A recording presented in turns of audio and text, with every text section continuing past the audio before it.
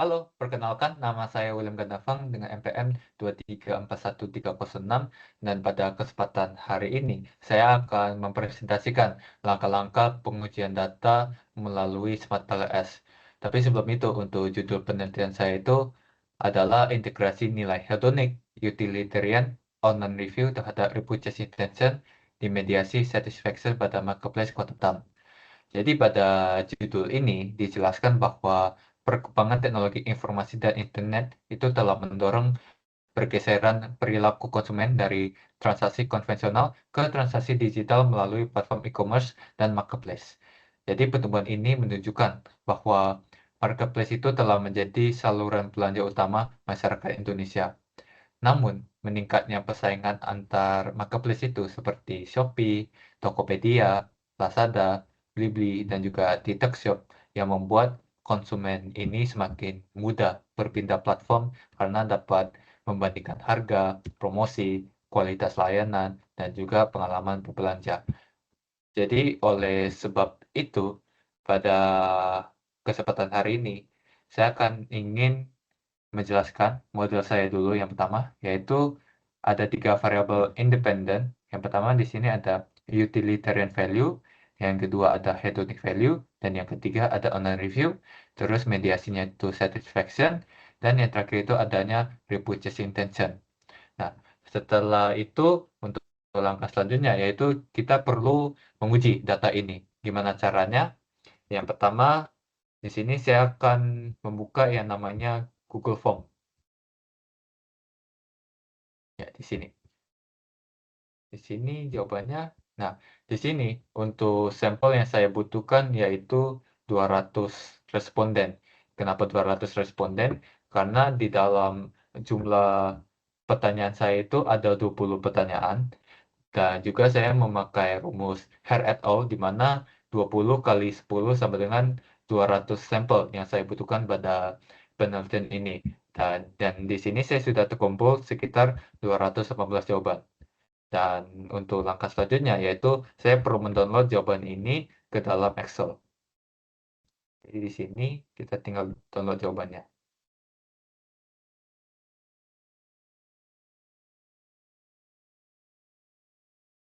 Nah, untuk langkah selanjutnya ketika sudah download Excel, maka langkah selanjutnya yaitu mengedit Excel ini.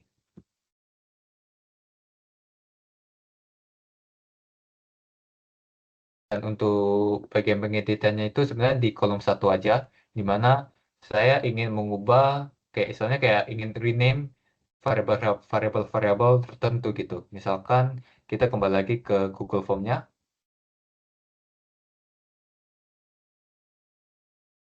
Nah, di mana di sini kita klik pertanyaan dan di sini untuk di sini kan ada 5 variabel yang saya punya. Yang pertama saya ingin mengedit yang bagian online review. Nah, kita tulis saja di sini OR.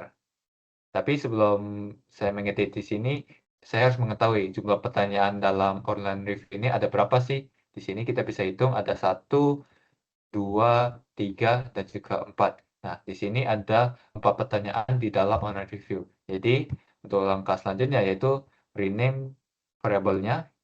Oke, misalkan online review itu kita ubah singkat menjadi OR1, OR2, OR3, dan juga OR4. Dan begitupun dengan seterusnya sampai dengan variabel dependent, yaitu repurchase intention.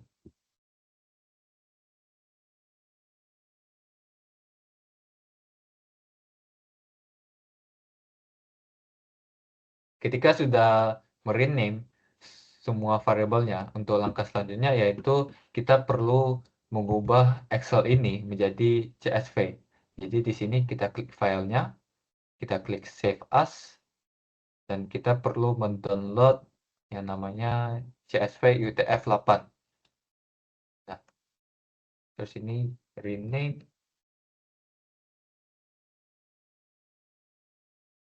Nah, ketika sudah mengubah dari Excel ke CSV, untuk langkah selanjutnya yaitu kita perlu buka yang namanya Smart PLS. Saya di sini sudah buka dan untuk langkah selanjutnya yaitu kita klik yang namanya New Project kita perlu kasih nama dulu, misalkan questioner William. Oke. Dan dan untuk langkah selanjutnya yaitu kita kita double klik sini dan questioner William Ganta tadi itu kita masukin ke sini. Nah, dan sudahlah muncul hasil kayak gini.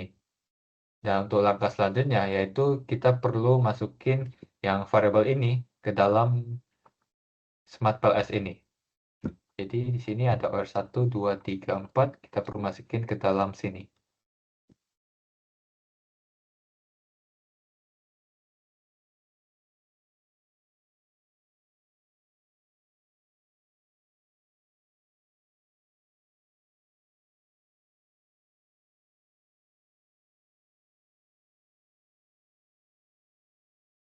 Nah, ketika sudah masukin dari sini, untuk langkah selanjutnya itu tinggal merapikan aja. Dan ini bagian mediasi, terus ini yang repetition intention. Nah, untuk langkah selanjutnya yaitu kita perlu yang namanya itu tarik garis. Jadi di sini kan online review kan, online review di sini tarik garis ke satisfaction, terus hedonic value ke satisfaction, dan juga utilitarian value itu ke satisfaction. Nah, jadi ketika sudah tarik garis seperti ini, muncullah lingkaran biru seperti ini. Dan ini sudah menandakan bahwasannya sudah bisa melakukan pengujian data. Tapi sebelum melakukan pengujian data, saya perlu merename variabel-variabel ini supaya bisa tahu mana sih variabel independen, mediasi, dan juga dependent. Ini kita perlu merename. Kita klik kanan, terus rename. Ini yang bagian online review.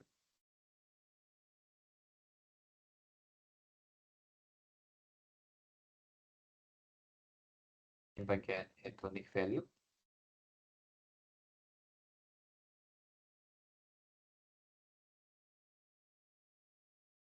Utilitarian value.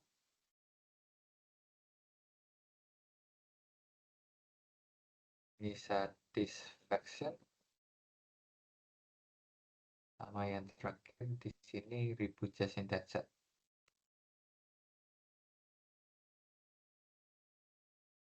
Nah, ketika sudah merename, untuk langkah selanjutnya yaitu kita tinggal pengujian data. Caranya itu kita klik calculate di sini. Kita pilih PLS algorithm dan start calculation. Nah, ketika sudah muncul seperti ini, untuk langkah selanjutnya yaitu kita perlu mengecek yang bagian auto loading dulu yang pertama. Nah, di sini ya seperti bisa lihat bahwasannya auto loading saya itu semuanya valid ya, di mana auto loading itu digunakan untuk melihat kemampuan setiap indikator dalam menjelaskan variabel yang diukurnya. Jadi sebenarnya itu nilai auto loading yang baik itu adalah di atas 0,70. Dan berdasarkan hasil penelitian saya, seluruh indikator ini memiliki nilai auto loading di atas batas minimum sehingga seluruh indikator itu dinyatakan valid dan layak digunakan dalam penelitian saya.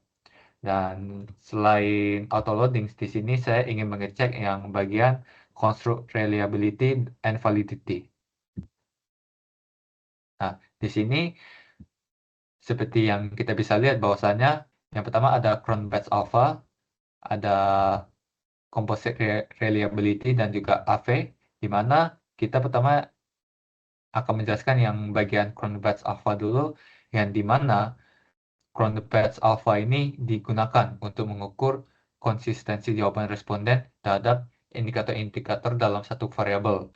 Jadi berdasarkan hasil penelitian, seluruh variabel ini memiliki nilai Cron Batch Alpha itu yang memenuhi kriterianya, sehingga seluruh variabel ini dinyatakan reliable.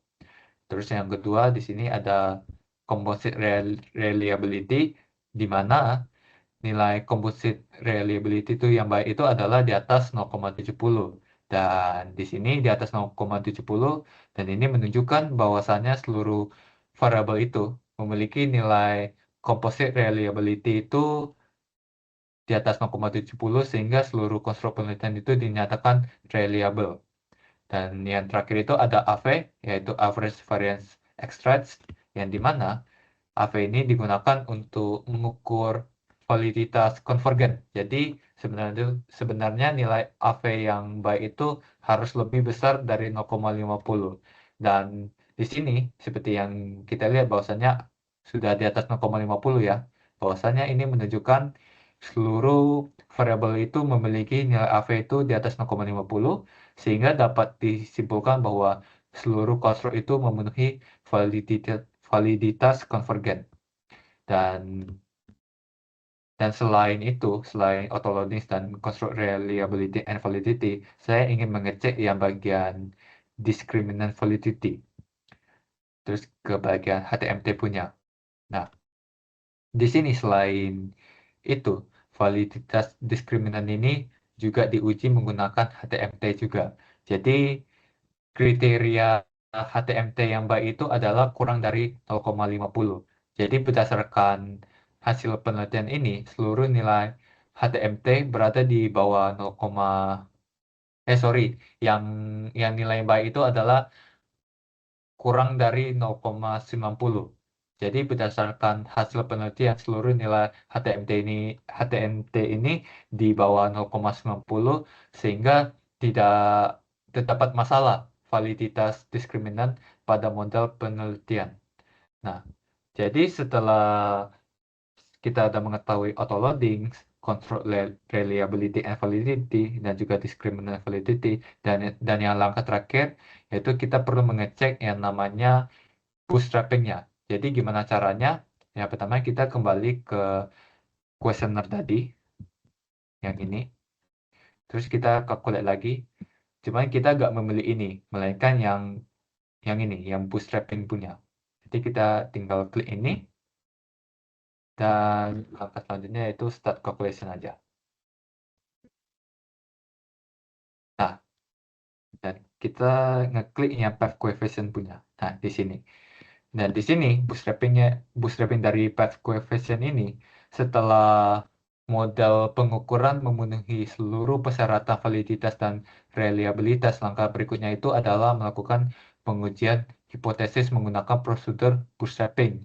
Nah, jadi bootstrapping ini digunakan untuk mengetahui signifikansi hubungan antar variabel melalui nilai T statistik dan juga p-value-nya. Nah, jadi di sini yang pertama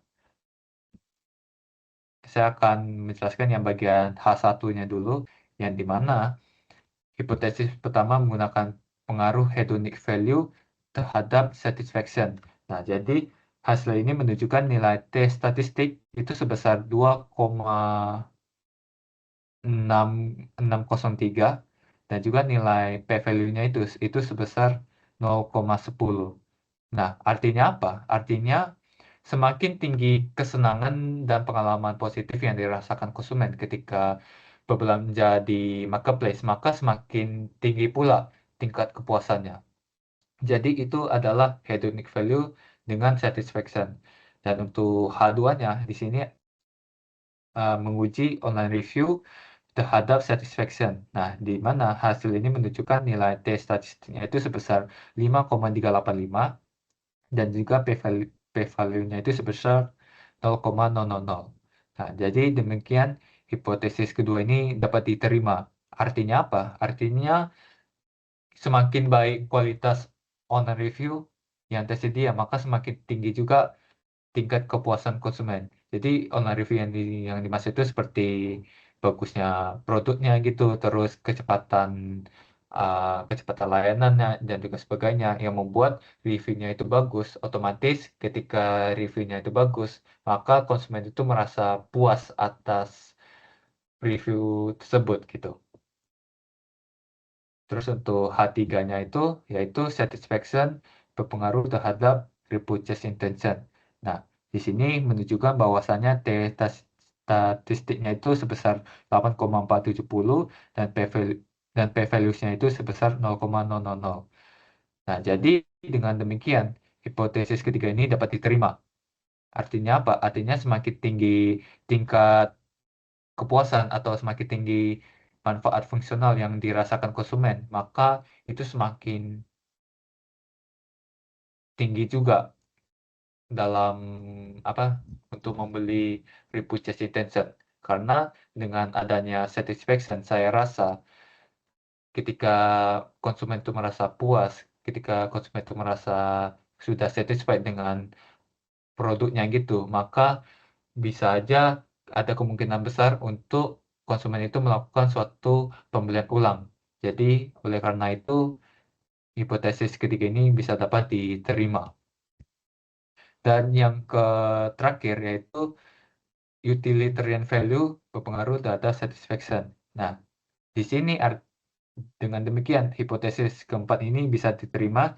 Artinya artinya apa? Artinya semakin tinggi manfaat fungsional yang dirasakan konsumen, maka semakin tinggi pula tingkat kepuasan konsumen. Jadi, itulah keseluruhan dari H1 sampai H4. Namun, tak hanya itu, kita perlu ngecek yang namanya uji mediasinya. Jadi, di sini specific indirect effects. Nah, di sini. Ya, di sini. Di mana hasil pengujian mediasi menunjukkan bahwa satisfaction ini berhasil memediasi seluruh hubungan antara variabel independen dan juga repurchase intention. Jadi di sini kita bisa lihat pada H5. Satisfaction itu memengaruhi pengaruh hedonic value terhadap repurchase intention dengan nilai indirect effect sebesar 0,135. Nah, terus ini pada H6 satisfaction itu memediasi pengaruh owner review terhadap satisfaction juga dengan nilai indirect effect sebesar 0,256. Dan yang terakhir ada H7, di mana satisfaction itu memediasi pengaruh utilitarian value terhadap satisfaction. Dan ini dengan nilai indirect sebesar 0,237. Jadi hasil ini menunjukkan bahwasannya kepuasan konsumen itu merupakan faktor penting yang bisa menjembatani pengaruh pengalaman berbelanja, manfaat fungsional, dan juga kualitas ulasan terhadap niat pembelian ulang. Jadi, untuk kesimpulan pada pengujian data kali ini, berdasarkan seluruh hasil pengujian yang dapat disimpulkan bahwa seluruh variabel penelitian itu memenuhi syarat validitas dan juga reliabilitas. Jadi, seperti hedonic value, owner review, dan juga utilitarian value itu terbukti berpengaruh positif dan juga signifikan terhadap satisfaction.